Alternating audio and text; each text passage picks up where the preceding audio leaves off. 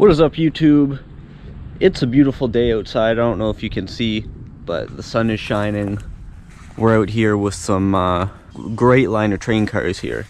And of course, what we do here is we come down here and talk about some of the stuff we need to talk about. So I hope everyone here has seen the Melbourne video that I uploaded, and there was a link at the end of that video to this video.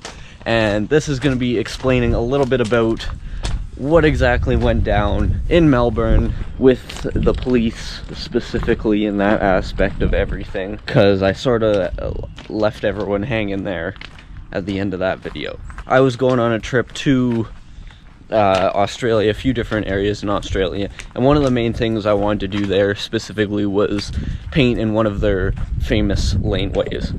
So of course they have several famous, like internationally famous laneways. I'm sure everyone in Graff has heard of these places.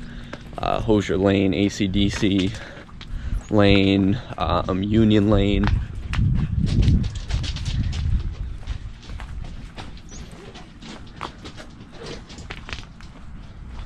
Sorry, there's some kids running by there. Anyway, I scoped them out. Thought Union had the flattest walls. Seemed like the best place to paint. I wanted to do a really long burner, take my time on it, all that sort of thing. And before we even got to Australia, I planned this out. I did a lot of research into making sure that it was a place where I could paint, right? And even on their national tourism site, the national tourism site of Australia, it listed these laneways. It said legal laneways to paint in, or something to that effect, right? It was listed under there as one of the legal places. So I'm like, okay, well that definitely makes sense. You know, I know people, for like Australian writers, that paint there and they don't get shit for it. So I'm like, good, I'm perfectly good to do this. Went, bought some paint. Shout out to Union Heights. Oh, there's a bird's nest. See if there's any eggs in there. Oh.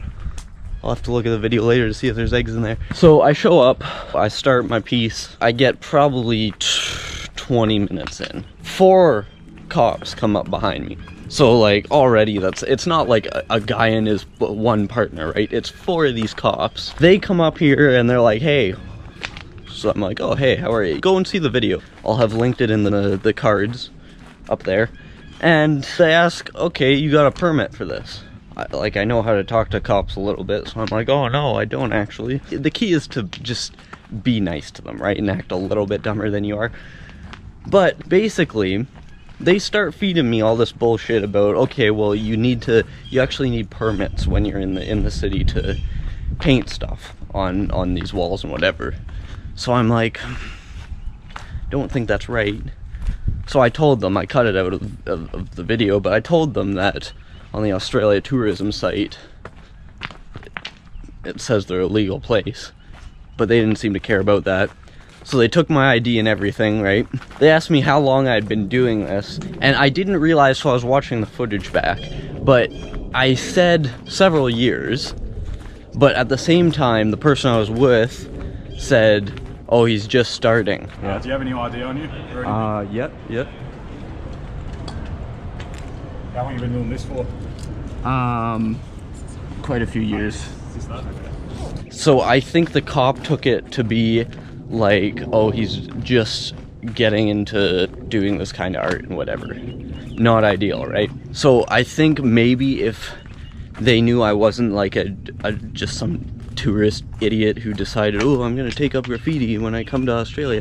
If they knew this was like what I do to make money, then they may have just left me alone. They told me that you need a permit and that you need to call city council. But what I found out by calling city council is that they do not give out permits.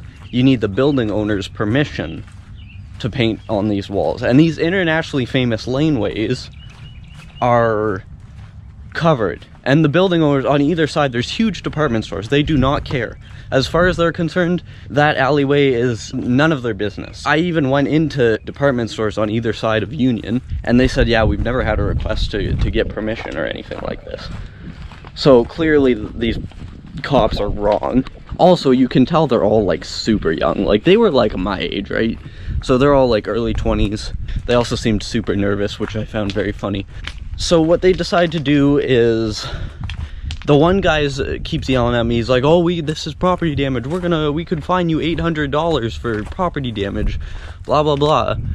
And also, you're painting over other people's work. I'm like, fuck you, you don't know how this works. So they go and have a little huddle with their 4 stupid officers after making a bunch of tourists talk with us, which was really annoying. They decide that, oh, well, we're not gonna fine you the $800, thanks, but we are gonna confiscate your paint. They took the 90 bucks worth of paint I had. They're like, we also need the,